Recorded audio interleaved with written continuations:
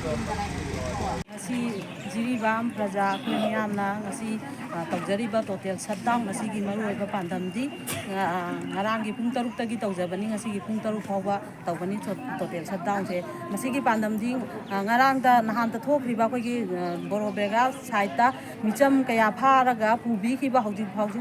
khangdri kadom da kadai da leiriba kuki singna pha khiba singje asi athuba matam da puthokbiu asi ba singdogi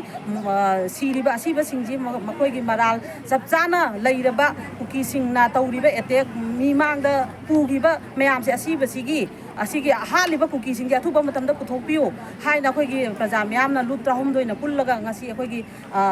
phamiba khoi gi shutdown da thong da thaliba myam se khoi tawjabani aduga ngasi aina yamna nungai jadaba thamoi da pendaba amadi lei maramdi thoiba thawdog asi Jiribam borobega da thoiba thawdog asi thom da basu yabani asi dai sida khoina security force sam chani dang thambiram bada akhoi ngasi mitam praja soiba se somai na khalli aduga mayon da tawriba thabak sina jurisdiction manung sidai sida akhoi gi curfew je thambidraga mayon sida akhoi gi Jiribam mayon sida akhoi curfew je thamjan bireba asidi tawriba thabak thoram se urubada akhoi gi maidai je khunai je munnaba tawrakba thabak amani ai isana masidi kandem tawjari maramdi kari gi no haida mapham da tawriba thabak tugana security force inge thajan bidadana adegi curfew thamjandana akhoi saida mayon do ina thamjan bireba asi maso yam thawai nungai te khoi kano gi government gi mathakta aduga loina na khoi Jiribam praja miyam se pikhraba Jiribam sidai sida ka piba bom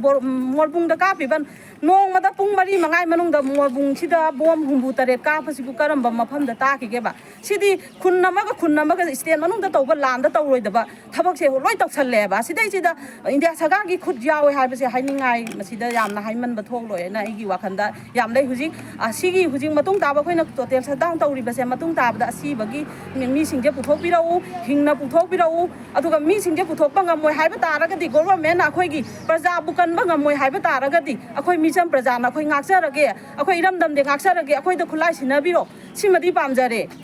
hujik phawju wahai mache da ma ba haidri akhoi gi cm biren sir na so kaim da wahai mache ba ha bi Jiribam praja se Jiribam district se akhoi manipur manung da chandabra sa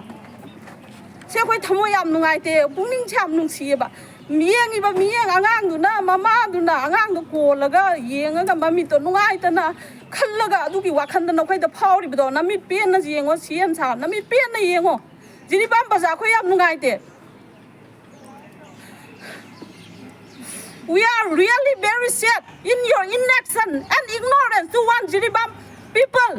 you are still silent without a single words akhoi gi mapi mapa ni haibda wahai amata su haibirau ngasi phawda jiri da tawriba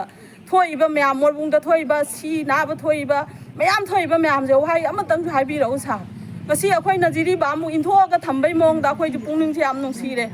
akhoi da kali su lai jadaba noma gi suraga talaga chajariba praja se akhoi kai dawraga hingu haibano sa asing matang haibirau local MLA da su akhoi gi Jiribam gi local MLA ama oina su lai biri se akhoi gi Jiribam gi damakta songthokbiyo tawba khara taw